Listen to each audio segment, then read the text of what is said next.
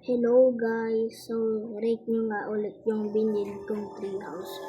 Di ko na na-record kasi mahaba ulit yung video kasi sobrang laki nito, mataba. So tignan na natin. So 1, 2, 3, go. Ito na siya guys, yung ginawa kong treehouse. Yan. Sorry hindi ko na-record kasi mahaba-haba. So tignan natin yung loob. Pasok na tayo. Tara natin. Yung hagdan. Ito. Parik nyo to 1 to 100. Ito. May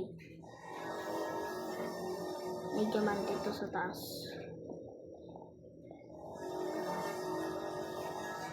Yan nalalabas na yung mga diamante.